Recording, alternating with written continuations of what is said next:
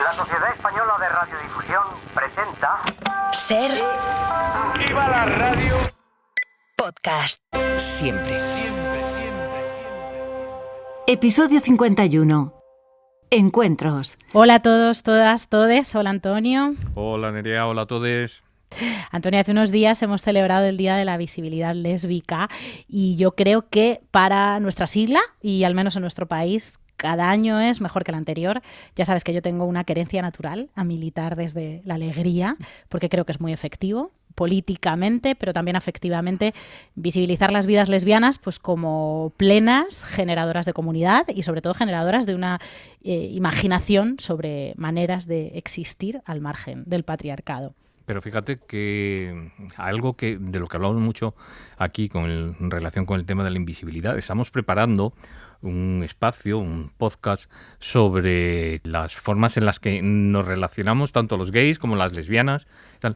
Hay 1000 tratados sobre cómo nos relacionamos los gays, sobre aplicaciones para ligar los gays. Sin embargo, estamos buscando, Nerea, y es que no hay absolutamente nada publicado sobre las lesbianas. O sea, la invisibilidad aquí también es absoluta. Total. En eso estamos trabajando, pero en la invisibilidad también hay muchas posibilidades y bueno, creo que dentro de la comunidad hay mucha reflexión. Aquí la presentamos siempre y en algún momento nos convertiremos en la sigla de vanguardia de todo el colectivo. De visibilidad y de diversidad, no solo lésbica, va a ir nuestra columna de hoy, columna que firma la profesora Ana Ojea, pero antes vamos a hablar de arte con Ariel Florencia Richards, Javi Rodríguez y Cristóbal Tavares, y de una historia del cruising en el Levante español con Javier Fernández Galiano, y mucho más. Lo normal. El podcast de Antonio Nuño y Nerea Pérez de las Heras.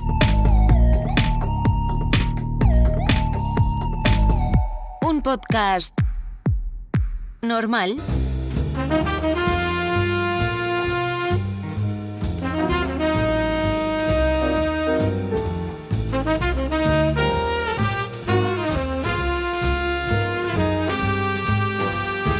Pudiera parecer que Inacabada, la novela de Ariel Florencia Richards, publicada por Alfaguara, es una gran metáfora. Juana, la protagonista, está en pleno proceso de transición. En las páginas del libro vamos al encuentro de obras de arte que nunca fueron acabadas, en algunos casos porque las circunstancias se impusieron, en otros, tal vez en los más, porque el autor así lo quiso. Inacabada es también la historia de la necesidad de reencontrarse de Juana con M, su madre, de la necesidad de romper el silencio que se ha establecido entre ellas desde que decidió dar el paso. Ariel Florencia Richards, ¿qué tal? Hola Antonio, muchas gracias. Bien. ¿Una obra inacabada puede ser igualmente perfecta? Yo creo que sí, o sea, a mí me parece que la perfección está en la mirada de quien mira y a mí me interesó mucho el proceso anterior a la obra, ¿viste? Cuando se le pone firma, está lista la obra para ser expuesta, para circularse, para venderse, pero hay todo un proceso detrás de errores, de ensayos, que más bien corresponde al taller, a la intimidad del artista, a su vulnerabilidad también, que me parecía que tenía que ser relevado. Y por suerte hay algunos museos que sí han querido exponer ese estado intermedio de las obras de arte, que a mí me parecen más que perfectas, me parecen perfectas en su imperfección. Ariel, ¿es correcta nuestra lectura? ¿Es realmente una metáfora lo que estableces entre el proceso de transición y el proceso de crear la obra cuando aún no se ha finalizado? Hola Nerea, sí, me parece súper correcta, me encanta la lectura. Creo que apela también a la sensibilidad de ustedes como lectoras y lectores. Pero sí, o sea, las obras de arte a veces son reflejos, las podemos ocupar como espejos y podemos espejarnos en ellas nuestros procesos, nuestra identidad y sobre todo en mi caso nuestro futuro. A mí esas obras de arte, más que mostrarme mi presente, también me mostraron la potencia de lo que podía hacer, digamos lo que se estaba construyendo, en lo que podía derivar esa imagen. En esa misma línea, en algún lugar hemos leído que crees que el proceso de transición de una persona trans es solo uno más en la vida de una persona, que la vida es un tránsito permanente. Sí, total, ¿o no? O sea, como que yo siempre digo que los teléfonos se actualizan su sistema operativo con mucha más frecuencia que los seres humanos nos actualizamos. Viste que siempre hay que, esta noche el teléfono se va a actualizar y tú como, mira, quizás yo también me voy a ir a actualizar hoy día en la noche y pensar que ya pienso, que ya no me gusta, con quién ya no me siento cómoda, que me parece una línea que antes no me parecía que tenía que cruzar, que hoy día sí. Entonces como que es como si los seres humanos, una vez que entráramos en la adultez, ya nos acabáramos, y a mí me parecía eso muy aburrido, así que yo aprieto F5, que es la tecla de la actualización, casi todas las noches. Sí, me parece un proceso como más entretenido también. ¿Y crees que de la experiencia trans, que es en realidad muchas experiencias, ¿no? que tienen 1000 variantes, cualquier persona puede aprender, cualquier persona puede sacar una lección? Yo espero, porque aparte de mi familia yo soy la única trans, entonces como si no tengo nada que decir en la mesa del domingo, como a mí los procesos de mis hermanas me interesan independiente de su identidad de género, me interesan sus procesos humanos, me interesa lo que les pasa a mis sobrinos, a mi mamá. Creo que lo que nos une como seres humanos no necesariamente nuestra identidad de género, sino que cómo abordamos los procesos que nos toca vivir, así que espero que sí. ¿Hasta qué punto rescata Juana pasajes de la biografía de Ariel Florencia? Mira, esta es una pregunta que diseñé, o sea, una respuesta que diseñé porque no lo tengo claro, pero a los periodistas les interesa, y te diría que es un 80% de ficción y un 20% de realidad. Ese viaje a Nueva York nunca ocurrió con mi mamá, a ella nunca se le rompió una muela cuando estábamos en la pieza del hotel, pero sí rescata muchas cosas mías. A las dos nos gusta mucho el arte, las artes visuales. Pero ¿sabes qué? Mientras más tiempo pasa desde que publiqué la novela hasta ahora, más tímida encuentro a Juana, más cauta, más temerosa, y yo parece que ya perdí todo el miedo, quizás me pasé un poco la raya. ¿Y hasta qué punto utiliza Ariel Florencia, la mujer, a Juana para entender el proceso que viven? Creo que ya la ocupé. Pobre Juana. Fue utilizada Juana en la novela como una especie de puente. ¿Viste? Cuando una cruza de un lado al otro, el puente queda como un espacio intermedio, suspendido, y creo que Juana fue mi puente para cruzar de un género al otro. ¿Y por qué solo aparecen dos nombres propios, Juana y Borja, y el resto de los personajes aparecen con sus iniciales? Sí, bueno, sabes que la novela está situada en Nueva York, y en Nueva York a mí me encantaba que las líneas del metro tienen letras, entonces, y tienen personalidades también. Ay, la M que se atrasa, la L es impecable, la J está muy viejita, viste, como que las personificaban. Y me pareció como un juego muy hermoso para denominar algo que no tenía vida ni personalidad propia, que la tuviera. También era un juego de identidad, y los nombres que sí son los nombres propios, que son los de Juana y los de Borja, son los nombres de dos personas que se amaron románticamente. Entonces esos sí están conservados porque en algún momento se dijeron a sí mismos esos nombres. Pero M me gusta que sea madre, y a lo mejor un potencial nombre que podría ser, no sé, Marta, qué sé yo. M, esa madre, ha entendido el cambio que se ha producido en su hija, o simplemente lo ha asumido porque no puede luchar contra yo creo ello. que a M le cuesta mucho la transición de su hijo hombre a hija mujer, sobre todo porque no estaba en sus planes, ¿viste? Cuando, no sé, yo no soy madre, no quiero ser madre, pero me imagino que hay expectativas depositadas en las madres sobre sus hijas e hijos. Y ella tenía un hijo mayor con el que era muy cómplice y con el que tenían una relación intelectual como aparentemente muy potente, y ella siente que está perdiendo a su hijo mayor, y la única figura cultural que ella encuentra para abordar esto es la del duelo. Es como si se le muriera a su hijo. Entonces, mientras su hija trans está viviendo un proceso maravilloso, ella está viviendo la muerte de su hijo. Entonces creo que le cuesta mucho, creo que está en un espacio de soledad absoluta porque tampoco lo habla con nadie, y que tiene sus dificultades internas, generacionales, digamos, pero también socioculturales, de qué es lo que significa para una mujer mayor hoy día abordar y entender el tránsito de género de su hija. Hay muchas referencias en la novela al agua, a nadar, incluso a la posibilidad de ahogarse. ¿Tienen esas referencias también un sentido metafórico? Total. O sea, yo pensaba que, no sé, viste, el bautizo es como lo primero que nos hacen, es ponernos agua. Y en la novela está el Ganges, que es este río en Varanasi, en la India, donde se va a morir y a romper la rueda de las reencarnaciones. Entonces el agua me parecía un lugar, un espacio, un elemento también literario muy propio de la transformación. Yo nadé mucho tiempo en la piscina universitaria, y al nadar entraba como una especie de trance auditivo, pero también corporal, en que mi cuerpo no era mi cuerpo, más bien estaba suspendido, ¿viste? No estaba sometida a las leyes de la gravedad de la tierra, con los pies bien puestos en la tierra, sino que estaba más bien flotando. Y eso me parecía un estado intermedio muy, muy lindo. Ahora, el de la piscina y el agua bautismal son unas aguas controladas, y el mar es una fuerza, digamos, brutal. O sea, que con una olita chiquita te puede botar. También nos devuelve una escala. Es un poder transformador que excede la escala humana, el mar. No sé si les ha pasado, pero a mí el mar me da tanto pánico como placer, digamos. Entonces, como estar en la orilla de un mar es un estado de placer y de temor. El libro está lleno de imágenes de las que tenemos siempre la tentación de hacer lecturas mucho más grandes, ¿no? El padre de Juana, de la protagonista, está muerto. Hay algo también en la novela de la idea freudiana de matar al padre. Sí, sí. No es que lo quiera matar de nuevo, pobre, mi papá ya se murió una vez y él decidió morir, y en Juana también, pero sí, la idea freudiana, mira, es como si una como requisiera el timbre del padre en el pasaporte del tránsito. Es como, papá, ¿puedo transitar, por favor? Y quizás para eso el padre necesita morir un poco, o una necesita conquistar el permiso paterno para cruzar al otro lado. Entonces sí, está Freud ahí actuando con todas sus pulsiones, arquetipos y muertes del padre.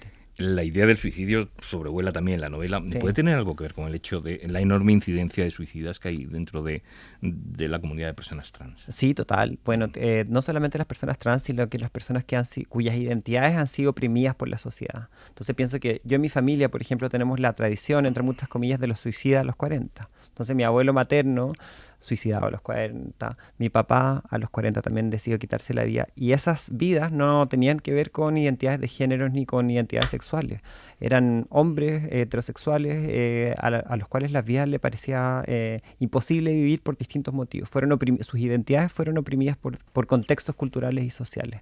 Entonces sí, las personas transgéneros somos muy, muy vulnerables a que si no somos reconocidas, si no somos vistas, llegamos a un callejón sin salida donde nos parece que la vida no tiene sentido, pero no somos la única. Entonces, en ese sentido, no solamente resueno con las personas de mi comunidad, que es la comunidad trans, sino que con las personas cuyas identidades han sido oprimidas socialmente. Sí, eso se ve, que la experiencia trans se puede elevar a lo universal. Sí, total.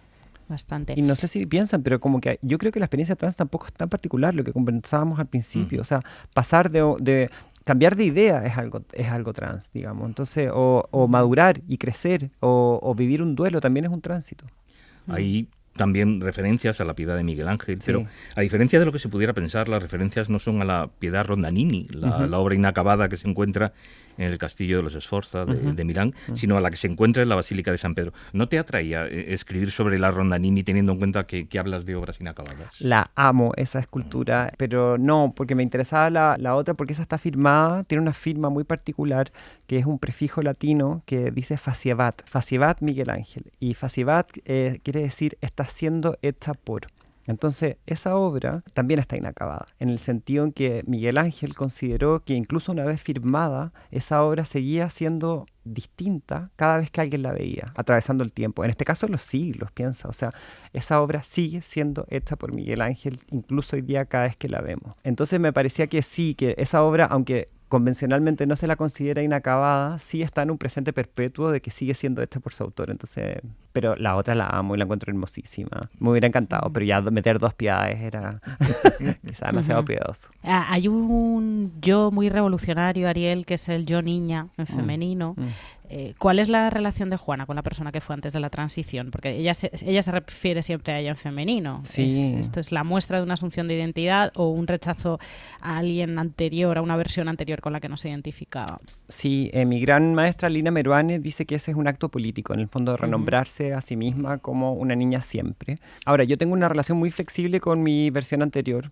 Por ejemplo, yo no soy como estricta en cuanto al dead name o al nombre muerto o al, no sé cómo se le dice acá, Dead name también, sí. Al dead name. Si alguien se confunde y me dice Juan José, que es mi nombre anterior, yo no tengo ningún problema. Y si alguien se equivoca en mis pronombres, como que confiaré en que no hay una intención de hacerme daño, sino más bien que estamos todas en el proceso de aprender, de ajustarnos.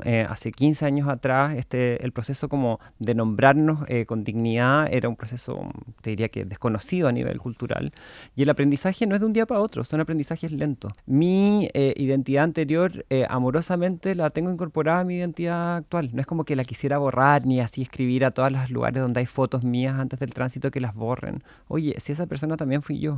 Fui querida, fui amada como hombre, ese hombre leyó libros, escribió cartas, vio películas, y esas experiencias están dentro mío. Viajó, vino a Madrid con su papá.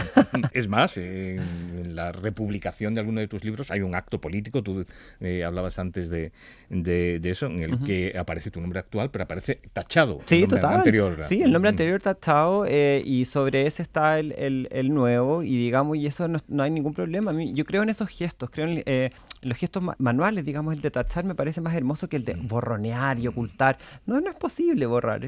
Yo nací, fui bautizado en ese momento con un nombre, viví, fui a la escuela, digamos, con un nombre. tuve novios que me escribieron cartas de amor con ese nombre. ¿Cómo voy a renegar de eso? Se habló mucho en los últimos tiempos, y en este podcast hablamos mucho sobre si existe una literatura LGTBI. Podríamos plantearnos incluso si existe una literatura trans, ya que últimamente encontramos a grandes autoras con grandes ventas, muchas traducciones que han escrito sobre el proceso de transición, que es tu caso. Podríamos citar también a Camila Sosa o a Lana Portero. ¿Tú qué piensas de este supuesto, la existencia de este supuesto género? Ay, es que yo las amo a ellas dos, entonces por favor, como que, o sea, que larga vida a todas sus escrituras y a sus biografías. Pero me pregunto si la etiqueta nos sirve o no, porque después, por ejemplo, yo ahora estaba en un festival acá en Madrid y también fui invitada a la Feria del Libro de Buenos Aires y de alguna manera quedo condenada a estar en la mesa del género, ¿viste? Entonces como que, y en la mesa al lado, por ejemplo, en Buenos Aires se está hablando del estallido social en Chile, del futuro de la literatura, y yo así como, oye, yo también quiero opinar de eso, como tengo algo que decir del estallido social, tengo mucho que decir sobre el futuro de la literatura, ya dije todo lo que tengo que decir del género, por favor déjenme en paz, déjenme pasarme a la otra mesa. Entonces, sí, amo la literatura trans, esas dos tremendas autoras las celebro y las voy a celebrar, pero me pregunto si es que no es digamos, un capricho editorial, industrial, quiero decir, de la industria del libro, que exista una literatura trans, cuando quizás podríamos hacer un aporte más grande en no sé, yo hago clases de arquitectura en la universidad, y no hay una arquitectura trans. Entonces, como que, en ese sentido, como que me encantaría estar algún día en una mesa de urbanismo o de planificación urbana. Fíjate que hay dos personas que han pasado por este podcast que tenían ese mismo discurso, que opinaban exactamente lo mismo. ¿Sabes quiénes eran? No. Lana Portero y Camila Sosa. No, ay, qué amadas. No, júralo, qué bellas. Sí, yo las amo mucho. Oye, en una entrevista contabas que decidiste dar el paso de comenzar la transición tras ver la interpretación que hacía Paco León de una mujer trans en la serie mexicana La Casa de las Flores. Sí. ¿Qué es lo que te hizo dar ese Ya, paso? es que mira, primero que nada, que era guapísima, o sea, pero no, es broma. Lo que más me gustaba de ese personaje es que, más que fuera trans, era una abogada impecable. Entonces la familia de las Flores, viste que está como en este problema como económico, ya no me acuerdo, tiene un problema legal y qué sé yo, tienen que recurrir a la mejor abogada que las pueda salvar de esta debacle familiar, social, legal, y llaman al personaje de Paco León, que es una abogada extraordinaria. Entonces resulta que es trans y resulta que tuvo una relación con una de la familia de la Casa de las Flores, pero en verdad su rol está relevado ahí porque es una abogada brillante. Entonces me pareció muy revolucionario que el tema transgénero estuviera relegado a un segundo lugar y que lo que se celebrara de ella era que era una excelente profesional. Eso no, nadie cabía duda de eso. Y yo dije como, mira qué interesante, porque si no, hasta hace poco yo estaba condenada a que mi vida fuera periférica, aunque posiblemente yo tuviera que trabajar como prostituta, digamos, hace 20 años atrás, a que terminara muerta, asesinada por un chico que le despertara cierta violencia a las mujeres transgénero. Y ahora resulta que puedo ser una abogada brillante. No, me encanta. Yo quiero esa vida, quiero esos tacos también, los tacos de Paco León. Entonces me inspiró mucho a traer adelante y a primera persona mi yo escritora. Y encontré muy interesante que fuera en clave comedia. La vida trans había estado narrada desde el drama, desde el margen, desde la precariedad. Oye, no, o sea, perdona, o sea, a mí me gusta vestirme bien, me gusta el perfume, me gusta tener el pelo lindo y peinado, entonces como que, ¿por qué no tengo que estar condenada a la marginalidad? Sí, está bien saber que hay acceso a una vida feliz, relajada y ligera, ¿no? Y amorosa y cuidadosa. Sí. Entonces, por ejemplo, como que el rol que tenía el personaje Paco León después en la familia de la Casa de las Flores era reparador para la familia misma. Entonces, su red de cuidado era absolutamente convencional. Tenía una mujer, tenía un hijo, tenía una suegra, y yo con eso resueno. O sea, yo vengo de una familia súper normal al final. Mis hermanas, yo tengo sobrinos, tengo mamá, algunas personas de mi familia van a misa, entonces como que si no puedo ser parte también de esa pequeña tribu, como no sé, ¿por qué no? Hemos leído que tu próxima novela va a tratar sobre los baños de mujeres. Cuéntanos un poco más. Es que el baño de mujeres es una maravilla. O sea, es el gran lugar. Mira, a mí no me gusta hablar del baño de mujeres porque siento que los hombres están escuchando, pero es que no saben lo que es el baño de mujeres. Me pasó que yo practicaba Bikram, que es este yoga con calor. No sé si acá hay, como hot yoga y qué sé yo. Entonces, una sale a veces súper transpirada y pegoteada. Y la primera vez que entré al camarín de mujeres, una chica estaba tan transpirada que no se podía sacar la ropa porque estaba pegoteada, ¿ya? Entonces como que estaba incómoda, entonces, y se sube la polera, la camisa, y queda como ciega y se empieza a chocar con todo, y llega otra mujer mayor y la pesca por detrás, la tranquiliza sin decirle nada, tocándola, y le saca la polera y se dan las gracias, pero después se ponen a hablar de una peli que la otra vio y no sé qué, y una crema. Y yo dije, esto no habría pasado jamás en un baño de hombres. O sea, el baño de hombres está prohibida, la mirada, el contacto físico, está todo eso castigado, digamos, por unas razones que tampoco están tan claras. Pero el nivel de asistencia, de cuidado, de cariño, de horizontalidad, de delicadeza que ocurre dentro del baño de las mujeres es, para mí, uno de los espacios sagrados que hay en la humanidad. Entonces, como ese espacio se me reveló realmente como no solamente muy sorprendente, sino que muy gozoso y que recoge ciertas claves de un futuro que yo creo que puede ser mejor, que tiene que ver con el cuidado. Pues, Ariel Florencia Richards, estamos impacientes porque llegue esa novela, pero de momento estamos disfrutando mucho con Inacabada, publicada por Alfaguara. Muchas gracias. Gracias a ustedes. Gracias, Ariel.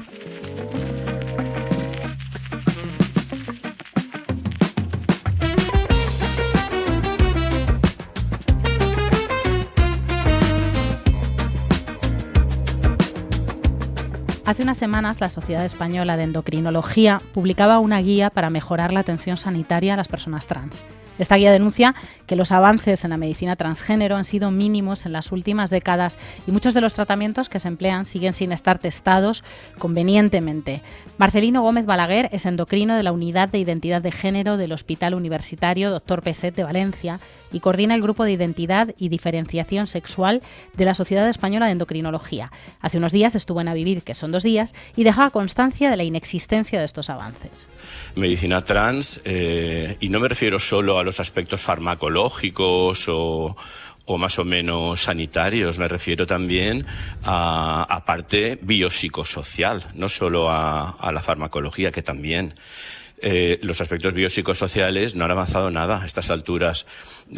40 años de asistencia transafirmativa en España o en Occidente, tenemos muchísimas cosas, muchísimas dudas que no sabemos contestar. Pues, por ejemplo, cómo se desarrolla el constructo identitario, si son beneficiosas nuestras actuaciones para combatir y mejorar la disforia y la calidad de vida de los jóvenes, sobre todo, en qué pueden ser perjudiciales y a las dosis que estamos usando, los fármacos que estamos empleando. No sabemos nada sobre el riesgo oncológico, no sabremos nada sobre el riesgo, sobre la salud ósea, sobre el riesgo vascular. Estamos trabajando con los mismos instrumentos que trabajábamos hace 40 años. ¿Ha habido algún tipo de evolución en las investigaciones en este campo en los últimos años? Lo que es en medicina transgénero, seguimos trabajando en base a la experiencia de los facultativos, en base a la experiencia y a la buena voluntad de los facultativos que estamos haciendo salud transgénero, pero no hay ningún avance en cuanto a la ciencia y a la investigación. El motivo de que esas investigaciones no existan es en gran medida que estamos hablando de un campo profundamente ideologizado. Partiendo de la base de que los endocrinólogos estamos haciendo identidad, tenemos clarísimamente asumido que el género se autodetermina, que la persona elige su proyecto vital en el ejercicio de su autonomía y que esto no va solo de medicina, sino que va de personas. Partiendo de esta premisa, nos encontramos con 2 situaciones. Una, en las que cualquier intento de un profesional médico de intentar analizar la demanda que nos está formulando una persona. Es decir, una persona que demanda una modificación corporal, que puede ser fruto de un conflicto identitario. Es decir, sí, yo solicito modificar mi cuerpo porque es la manera que yo tengo de, a mi modo de ver las cosas, mejor encajar en sociedad, porque esas modificaciones corporales me hará que el grupo me acepte. Eso puede estar contrapuesto a que yo le diga, vamos a intentar otras vías más allá de la medicina, vamos a ver si trabajando la autoestima, vamos a ver si trabajando la corporeidad, vamos a ver si trabajando el entorno transfobo u hostil donde estás viviendo y desarrollándote. Vamos a ver si cambiando el ecosistema yo consigo los mismos resultados, es decir, mejoro tu calidad de vida, mejor encajas en la sociedad y no necesitas intervenciones farmacológicas, ni potentes hormonas, ni afilados bisturís. Bueno, pues esto puede ser interpretado, y de hecho nos ha pasado, por algunas personas como un intento de patologizar y de incluso ser transfobos. Nosotros estamos poniendo a disposición del usuario vías o caminos distintos a las farmacológicas, y una vez el usuario sabe todos los caminos, todos los trayectos que tiene a su disposición, pues entonces que tome el que él decida y nosotros a muerte acompañarlo. ¿A qué edad una persona es consciente de que es transexual? Hay niños que, desde que son conscientes, desde que expresan sentimientos, pues ya los expresan en el sentido de un género u otro. Ajá. ¿Por qué? Pues yo no lo sé, pero es. La transexualidad infantil existe. Sí. El que tenga dudas de su existencia, yo le invito, lo hago con mucho gusto, que venga a mi consulta y verá la realidad. El perfil de las personas que solicitan tratamientos para realizar su transición ha cambiado mucho en los últimos años. Nosotros cuando empezamos a trabajar, lo que veíamos en consulta mayoritariamente eran mujeres trans, es decir, el hombre pasa a mujer, para que nuestros oyentes lo entiendan. Eran mujeres trans maduras, 45-50 años, que venían de entornos bastante marginales, a las que se les había aplicado con rigor la ley de peligrosidad social. Muchos vivían de profesiones underground, venían automedicándose, con hormonas, venían con muchísima iatrogenia. En la actualidad las cosas ya no son así. En la actualidad esto ha cambiado. Esta película que reflejaba Almodóvar, esto ya no es así. Ahora te encuentras con gente joven, predomina el chico trans, gente muy formada, gente muy preparada, con estudios universitarios, navegan en redes, están muy a la última, muy en lo media y, claro, no tiene nada que ver. Lo normal. Un podcast normal.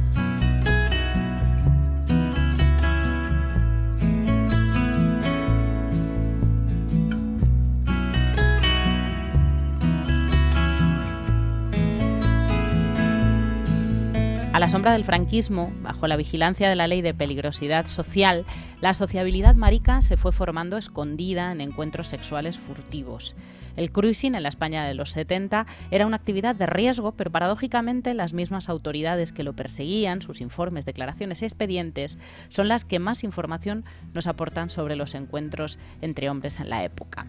Javier Fernández Galeano, doctor en Historia por la Universidad de Brown y coautor de Las locas del archivo, disidencia sexual bajo el franquismo, que ya se ha convertido en nuestro historiador del cruising de cabecera, acaba de publicar el artículo académico La opacidad del cruising, ruinas, parques y otros escenarios del deseo, Comunidad Valenciana y Murcia, 1971-1978, en el que traza los códigos velados del cruising en base a los expedientes del Juzgado de Peligrosidad Social y Rehabilitación en Valencia de los 70. ¿Qué tal, Javier? ¿Cómo estás? Hola, buenos días, ¿qué tal? Bueno, ¿por qué te centras en unas zonas geográficas de España tan determinadas en tu artículo? Bueno, aquí también fue por la cuestión del acceso. Para empezar, que yo trabajo en la Universidad de Valencia y fue como la investigación que tenía un archivo que no se había consultado anteriormente, el de los expedientes de peligrosidad de los 70 del Juzgado Valenciano, que también abarcaba Murcia, y luego dentro de ese espacio como intentar rastrear las diferentes posibilidades del cruising, ¿no? Desde las playas a las discotecas, los domicilios privados, y la verdad es que los resultados han sido súper interesantes. Y luego lo he ido complementando con historias orales. El resultado me he quedado satisfecho, la verdad. Hablas casi de un comportamiento coreografiado entre los participantes en estos encuentros sexuales. ¿Cómo nos lo transmiten los expedientes? Hasta el uso del lenguaje es peculiar, es extraño, ¿no? Para referirse a las actividades de estos hombres homosexuales. Sí, a mí eso es lo que me parece más como fascinante del cruising, el hecho de que es una práctica que otorga un nuevo significado al espacio por medio del uso. O sea, no es que el espacio en sí sea intrínsecamente proclive a ese apropiamiento, pero los códigos visuales, los códigos no verbales que se utilizaban entre los participantes convertían ese espacio en algo diferente, se solapaba una nueva capa de significado. Y solían ser las miradas, sobre todo. Lo que se testifica en los interrogatorios en comisarías y juzgados es que a través de la mirada había un reconocimiento, ¿no? Un cierto alargarse en la fijación de la mirada en el otro. O sea, si te quedas demasiado tiempo observando a esa persona con una cierta lujuria en el rostro, se producía ese reconocimiento mutuo, que aparte es muy bonito porque construía también un lenguaje del consentimiento, o sea, solo las personas que conocían ese código eran capaces de participar, ¿no? Y luego también el uso de otros bienes de consumo y como objetos de uso cotidiano, sobre todo el fumar, alargarse en el cigarrillo, un ventanal de una tienda, y luego sobre todo en los parques a cierta hora, cuando empezaba a caer la noche, las personas que sigan transitándose en una ocupación determinada, el escapar de la funcionalidad del trabajo y la familia, ya de por sí suponía un identificarse a uno mismo como un posible invertido, ¿no? Y eso todo se testifica ante los juzgados, pero intentando dilucidar o disolver la presencia del deseo para también soliviantar la posibilidad de la culpabilidad. Entonces lo presentan siempre como un acto automático, que se veían impulsados a presentarse en el parque a esa hora y mirarse entre ellos y tocarse entre ellos, pero no sabían por qué. ¿Y esos espacios de los que hablas, cuáles serán? ¿Hay alguna herencia histórica de la que venga que sean precisamente cines, urinarios, parques, los escenarios? Es una estrategia muy inteligente, o sea, al final son espacios donde si te pillan hay un uso justificado que puede, digamos, excusar la desnudez, ¿no? Los hombres que van a un baño público y enseñan sus penes o se miran entre ellos, si interrumpe la policía ese ritual, pueden como justificarlo por la necesidad básica de orinar. Y aparte era un espacio donde se podía controlar el ingreso de personas ajenas al ritual.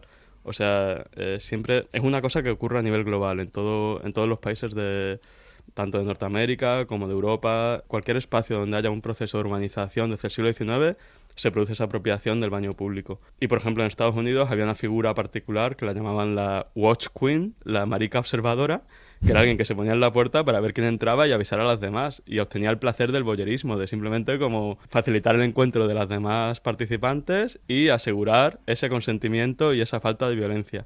Que por eso mismo luego, cuando la policía franquista quería controlarlo, tenían que acabar siendo partícipes de esa economía libidinal o esa economía erótica de la autoexhibición. O sea, tenemos testimonios de personas que fueron arrestadas porque policías se situaban al lado suyo en los urinarios con el pene en erección para facilitar el tocamiento y así tener una prueba incriminatoria. O sea que al final el Estado franquista, para poder poner coto o visibilizar o reprimir esa práctica, acaba siendo partícipe y cómplice de esa economía erótica, ¿no? Es súper interesante. O sea, son espacios que tienen una doble valencia, una doble lectura, y en esa ambigüedad del uso es posible pasar desapercibido en los intersticios como un uso erótico que puede camuflarse como una funcionalidad del ocio o de las necesidades básicas. El cruising convive en esos años con ambiente gay en algunos bares que aquí se presentan casi como semiclandestinos y que sin embargo se exponen en algunas guías internacionales. ¿Cómo se combina este fenómeno, Javier? Bueno, realmente en los 70, en el periodo del tardofranquismo, por lo menos en Valencia, en el País Valencià, sigue predominando la economía libidinal de espacios públicos. O sea, sí que existe un circuito de bares, de cabarets, etcétera, pero sobre todo casi ya entrando en la transición. Y son como muy clandestinos, o sea, son lugares que no son oficialmente gays, o sea, no hay como un marketing público como lugar de encuentro homosexual, pero que igualmente se apropia o son tolerantes con ese uso. O sea, a lo mejor un propietario o un grupo de camareros tenían esa misma inclinación erótica o facilitaban ese encuentro y a partir de ahí se conocía, se corría la voz y luego se iba divulgando pues de boca a boca, pero también con las guías internacionales que nos proporcionan un archivo súper valioso para mapear ese periodo, ¿no? Hace un momento hablabas del comportamiento de autómatas, ¿no? Que en las actas que has estudiado se presentan los detenidos como autómatas sin voluntad, lo que sucede es casi fortuito. ¿Esto se trata de un mecanismo de la autoridad para deshumanizarles o de un mecanismo de los acusados para defenderse o de las dos cosas? Ambas cosas, los historiadores siempre decimos ambas cosas. Sí, en este caso la opacidad, o sea, era una forma de no tener que revelar tu interioridad, tu deseo, tu intimidad, que al final era algo que de cara a las autoridades te interesaba proteger, porque aparte lo que se castigaba, o sea, oficialmente era solo la condición, el acto homosexual recurrente lo que se castigaba, pero realmente si podías presentarte ante la ley como alguien que había tenido un desliz, pero estaba dispuesto a rehabilitarse y dejar de lado esa vida de corrupción y pecado y volver a la vida familiar del padre honesto, cabeza de familia, pues era la estrategia más conveniente y más efectiva. Por lo tanto, en ese contexto les interesaba decir que había sido algo que no podían explicarse a sí mismos, fruto del alcohol, de un calentón, de un impulso irrefrenable, para poder justificar que iban a volver a su vida diaria anterior. Y por otro lado, a las autoridades judiciales también les interesaba poner el foco en los actos, porque al final a nivel de aplicación del Código Penal eran los actos cometidos lo que constituía la mayor violación de la ley. Pero eso también producía una paradoja muy rara, que es la fijación o la obsesión en los expedientes judiciales con las muestras físicas de excitación. O sea, siempre intentaban ver cuánto duraba la erección, o sea, si seguían realmente en un estado de erotismo mutuo, que realmente, al imaginarse esa escena, por un lado, hay una parte de violencia brutal, ¿no?, de esa persona que se ve expuesta a la policía, pero por otro lado el absurdo de hasta qué punto eran intrusivos e invasivos los agentes al intentar perseguir esa cultura, ¿no? ¿Crees que ese tono de asepticismo, aunque fuera de una manera de distanciarse de la experiencia, ha dejado un pozo en la relación de los hombres gays con el sexo? No sé, puedes recordar bastante la cultura de las aplicaciones de ligar, que a veces es tan funcional como aquello, ¿no? Sí, lo que pasa es que luego cuando hablas con personas que vivieron ese periodo, las historias orales presentan una historia bastante diferente. O sea, el tono aséptico que le presentaban a las autoridades era compatible con luego una vivencia muy pasional de esa posibilidad. O sea, el hecho de que fuese algo prohibido, algo en los márgenes, casi que intensificaba el goce erótico de robarle ese tiempo, robarle ese placer a una economía diaria que lo prohibía, ¿no? Y también se producían como vínculos sociales de forma inevitable, porque la persona que ocupaba o que transitaba en ese espacio de cruising de forma recurrente en una localidad pequeña, al final había un reconocimiento mutuo, ¿no? Y de ahí se podía pasar a la amistad o a encuentros en espacios privados. Y de hecho luego, en los 80, cuando fue cambiando todo este escenario por el tema del VIH, el SIDA, hubo personas que presentaron como una narrativa algo nostálgica de la posibilidad del desenfreno que se producía en los espacios de cruising y que se vio imposibilitada una vez que la pandemia suponía una amenaza de muerte sobre ese espacio, ¿no? Y en cuanto a cómo eso afecta a la economía actual del ligue, creo que son como dinámicas históricas algo diferentes, que hoy en día tiene más que ver con cómo se capitaliza el atractivo del cuerpo, ¿no? Y cómo se mide la autoestima de uno mismo en función de la validación que recibe en ese mercado. Entre las excusas, vamos a llamarlas así, ¿no?, estos atenuantes, el calentón, el estaba borracho, también hay una circunstancia común, una excusa común, que es el dolor, ¿no? Alrededor de estas experiencias hay declaraciones en las que se usa la enfermedad o la depresión como una especie de coartada, ¿no? Sí, era lo que incentivaba el propio juicio. La mejor forma de excusarse era atribuir el haberse visto abocado al espacio del cruising por una debilidad, o sea, por una enfermedad mental, un desequilibrio de algún tipo. Como me comentaba Antonio, el caso de la alopecia, un señor que hablaba de su calvicie como algo que le ocasionó un problema de autoestima y acabó frecuentando los parques. Sí, es muy complicado porque intentar vislumbrar la verdad de la autopercepción a través de un expediente judicial es complicado. Por eso en la parte de historia oral lo que sí he visto es que para las personas que vivieron esa época es fundamental distinguir entre el cruising como algo a lo que se vieron obligados por falta de alternativas en muchos casos, ¿no? Y para otras personas que sí que lo siguieron viviendo en periodos posteriores como una alternativa de autorrealización sexual y social que cumplía sus necesidades, ¿no? O sea que ahí la cuestión fundamental es intentar poner el foco en la percepción en primera persona de la capacidad de elección entre el cruising y otras alternativas socioafectivas, ¿no? Y eso es lo que intentamos hacer con la complementariedad entre diferentes archivos. Una puntualización solo, porque hablas del caso de la alopecia y nos ha quedado la duda al leer, ¿es el mismo que el hombre casado con 6 hijos que pone de excusa que su mujer no tenía mucha inclinación al sexo por haberse criado en el campo? ¿O son dos casos diferentes? Sí, decía como que la mujer venía del campo, ¿no? Y que era como muy puritana y entonces pues a él no le quedaba otra.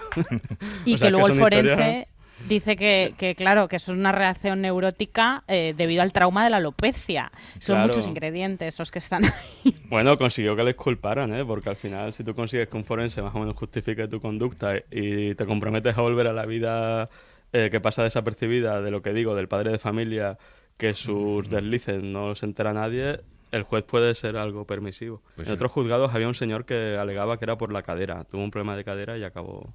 de hecho lo presentó como argumento su madre, que su pobre hijo tenía un problema de cadera y había acabado de mariquita. O sea, que son cosas que dices, pues el absurdo que produce la violencia estatal, de verdad. Fíjate que a lo mejor ahí tenemos el origen de por qué ahora se utiliza tanto calvo como insulto en las redes sociales.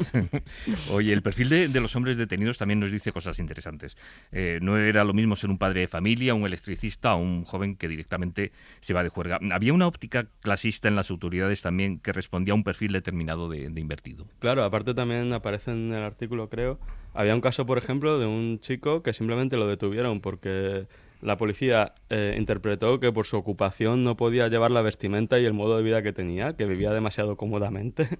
O sea, eso es una lógica clasista, interpretar a qué nivel de comodidad o de clase de vida media tiene acceso un sujeto es también una violencia estatal, ¿no?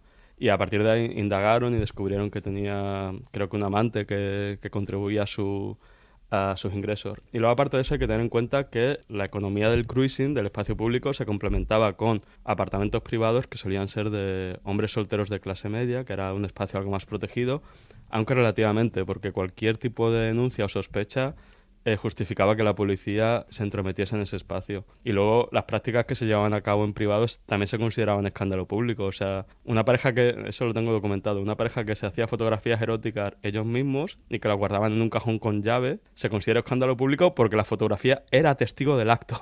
O sea que realmente cuando hablamos de la frontera público-privado hay que relativizarla bastante. Hay un punto en el que trazas una pequeña historia de los encuentros sexuales en lugares públicos y mencionas el primer Glory Hole documentado. ¿Nos puedes hablar un poco de él? 1707 en Londres.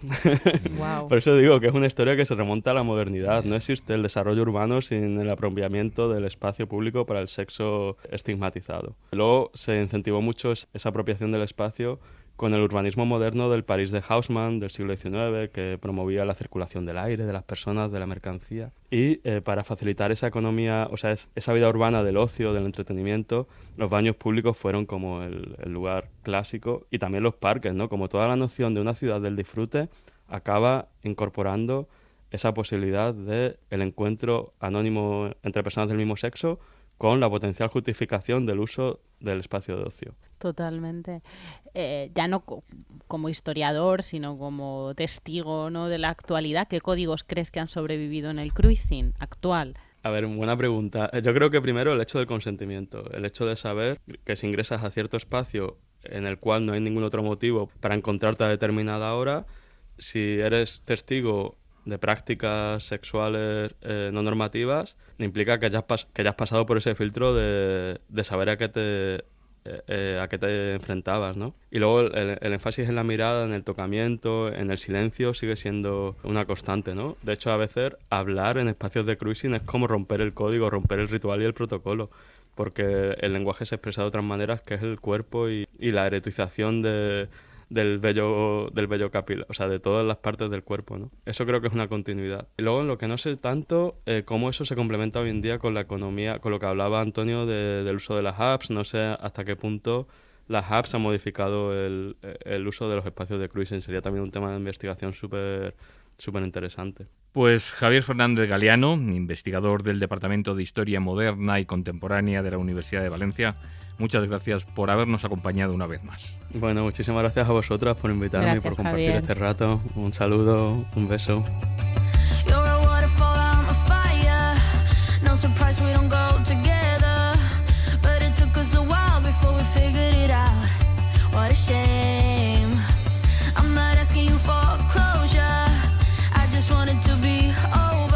Dime en algunas 25 palabras, ¿qué sabes de mi país? Soy embajador de Rusia. Perdón, ¿me puedes repetir la pregunta? ¿Qué sabes de mi país, de Rusia? De Rusia. Bueno, pues sé que es un país donde vive gente maravillosa. Este icónico momento de la cultura pop, la respuesta de Miss Melilla al embajador de Rusia en 2001, dio nombre a la exposición censurada de Cristóbal Tavares, uno de los mejores artistas de Canarias. Rusia es un país maravilloso que tuvo la mala suerte de ser inaugurada el mismo día que Rusia invadió Ucrania. El título partía de ahí, pero digo, claro, es que cuando la gente vea las lonas de Rusia, un país maravilloso, cuando está tirando las bombas, yo tuve que inaugurar una exposición donde hay más de 8 cuadros de Putin, cuando Putin era el enemigo del mundo.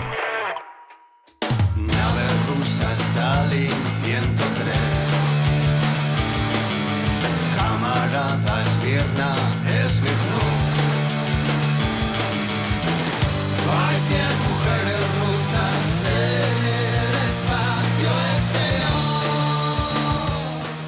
y te dicen, tienes que cambiarle el nombre. Antes de las 2, dínoslo porque hay que hacer ya los rótulos.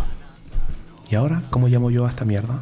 Que para mí Rusia es un país maravilloso. No podía poner Rusia. La imagen, yo tenía una imagen de la Plaza Roja con las banderas. No se puede poner eso. Entonces puse una hija del zar con un cuadro de Malibí encima, que era como más abstracto y la gente no sabía ni quién era eso. La exposición pasó a llamarse Rojo sobre Rojo y, entre otras cosas, estaba plagada de críticas precisamente a Rusia y especialmente a Vladimir Putin. Que no se vea a Putin desde fuera. Me lo meto en el culo a Putin ahora, es que ya era... Y de hecho mi madre me dijo, a ver si va a ir uno con un machete y te rompe el cuadro. Y digo, ojalá. Pues sí. Ojalá, porque si llega un ucraniano y le mete un sajazo a un cuadro de Putin, espectacular. Sería que el arte está vivo, que pasan esas cosas, que mueve cosas, porque al final a mí la actualidad me atropelló. Me pasó por delante. De hecho, me dieron la opción de, ¿quieres que pospongamos la exposición 2 meses, 3 meses? A que esto pase. Y yo le dije, no, porque la exposición está, quien venga a verla ahora sabe que esta exposición estaba hecha y la guerra estalló ahora. Si yo la hago dentro de 3 meses, va a parecer que me estoy subiendo al carro. El artista quería decir, entre otras cosas, que Putin era un criminal por vulnerar los derechos del colectivo LGTBI en el entorno de una cultura conservadora y ultramontana. Pero tuvo que esconder a Putin lo máximo posible por el estallido de la guerra y aún así, a pesar de que el mensaje era una crítica a Putin... Mucha gente me decía, qué vergüenza, en una sala del gobierno estos cuadros de Putin, que es un asesino. Entonces ahí me llegaron muchas críticas a mí de, he visitado, y cuando te haces esas críticas que te hablan de usted, he visitado su exposición bochornosa en la que usted pone a ese asesino a lomos de un oso como un gran presidente. Todo lo contrario. Hija, sí, te estoy pintando a Putin, pero te estoy pintando a la Pussy Riot, te estoy pintando a activistas que fueron detenidos, te estoy pintando a los españoles babushka para hablar de la represión a las mujeres. Arriba estaba hablando de Tchaikovsky, que Tchaikovsky era gay, se suicidó porque pillaron unas cartas con un amante y lo medio extorsionaron. Para que tú me digas a mí que le estoy hinchando el orgullo a Putin, no entendiste nada. Y tampoco me apetece estar explicando todo el rato. Aún así, Rojo sobre Rojo fue un éxito, una de las exposiciones más impresionantes de Cristóbal Tavares, un artista canario que nació el mismo día que Andreita, la de Belén Esteban y que Giselle Bunchen, pero se reivindica Andreita, que ha logrado exponer en Arco, ha participado también en 2 ediciones de Art Room Fair, en el proyecto Chimenea de la Casa Encendida de Madrid, en el Icar Art y Gecho Art en Bilbao, en Estudio Alberto en Lugo o en Art Miami con Dillon Gallery en Nueva York, y al que hemos conocido un poquito mejor gracias al podcast Parnaso de Víctor Jorge. ¿Una persona? Mi madre. ¿Un artista? Santiago Idañez. ¿Un cuadro? Las Meninas. ¿Un lugar? Tenerife. ¿Una canción? Zorra. Yo sé que soy solo una zorra, que mi pasado te devora. Ya sé que soy la oveja negra, la incomprendida, la de piedra. Ya sé que no soy quien tú quieres, lo sé. Entiendo que te desespere, lo sé. Pero esta es mi naturaleza, cambiar por ti me da pereza. Estoy en un buen momento, solo era cuestión de tiempo. Voy a salir a la calle a gritar lo que siento a los 4 vientos. Si salgo sola soy la zorra. Hace unas semanas se desarrollaron unas jornadas en la Universidad de Santiago que invitaban a la reflexión sobre la visibilidad de la diversidad en la educación y en otros ámbitos de nuestra sociedad. Ese congreso estuvo coordinado por Ana Ojea Alonso, profesora lesbiana visible en el Instituto de Secundaria Politécnico de Vigo y coordinadora de la Asociación de Docentes Rede Educativa de Apoyo LGBTIQ+, de Galicia. Ella firma la columna de este episodio. Como docente, mi principal objetivo es contribuir a construir aquello que no tuve, una enseñanza orgullosa. Una enseñanza basada en una pedagogía del orgullo que celebre la diversidad sexual, característica inherente a la condición humana, por lo que ir en contra de la diversidad sexual es ir en contra de nuestra propia humanidad. Una educación orgullosa que garantice el pleno desarrollo de la personalidad humana en el respeto a los principios democráticos de convivencia y a los derechos y libertades fundamentales, que vaya, resulta que es un derecho constitucional. Una enseñanza orgullosa que lleve a nuestras aulas contenidos sobre diversidad sexual de identidad de género y familiar, sobre igualdad de género, desde una perspectiva coeducativa feminista transinclusiva y sobre educación sexual integral, ya que con formación y creatividad el profesorado podemos y debemos incluir estos contenidos en todas nuestras materias. Y aunque la transversalidad no es la mejor solución para incluir contenidos educativos sobre la realidad LGBTI+, porque lo que no se evalúa se devalúa, es la herramienta que tenemos para sensibilizar y educar a la ciudadanía y construir así una sociedad inclusiva y libre de todes y para todes. Para ello, adoctrino. Sí, adoctrino. Adoctrino orgullosamente en la defensa de los derechos humanos en el ámbito educativo. Adoctrino en la igualdad de todas las personas y adoctrino también en la convivencia positiva y en la paz social. Y todo ello sin miedo, porque el PIN parental es el coco, ese monstruo inventado por una ultraderecha nostálgica de vara, crucifijo y depuraciones a docentes. Un recurso inútil y carente de toda base legal que queda totalmente neutralizado en el ejercicio de nuestra libertad de cátedra, amparada no solo como un derecho constitucional, sino a través de una amplísima normativa vigente, que no solo nos ampara, sino que nos insta a educar en diversidad sexogenérica. Pero no puedo hacerlo sola. Por lo que animo a todo el profesorado a cambiar desde dentro el sistema educativo, a abrir las ventanas y a airear las aulas de invisibilidad, discriminación y acoso escolar por LGBTI-fobia. Al profesorado aliado, que sois fundamentales, visibilizad vuestra alianza. Y a mis hermanas boyotutrices y a todos los mariprofes y maestrans, visibilicémonos, unámonos, entremos todes en nuestros centros educativos en un unicornio de Troya repleto de compromiso activista, de alegría, de color y de orgullo para renovar hasta los cimientos nuestro sistema educativo.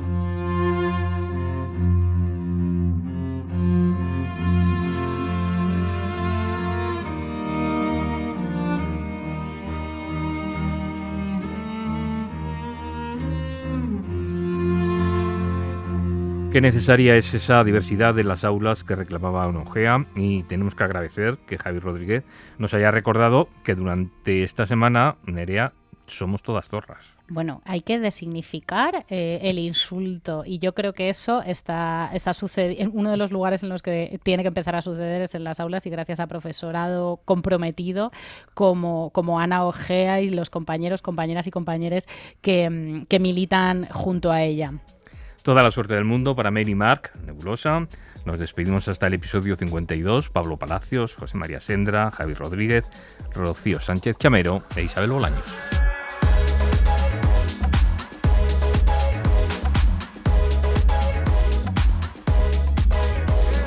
Lo normal es una producción de Ser Podcast.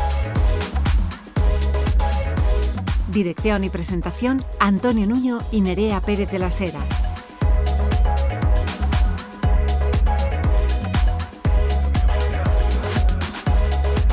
Guión y producción, Tony Quar. Realización, Néstor Sandoval. Para no perderte ningún episodio, síguenos y suscríbete en la aplicación y la web de la cadena SER y en todas las plataformas.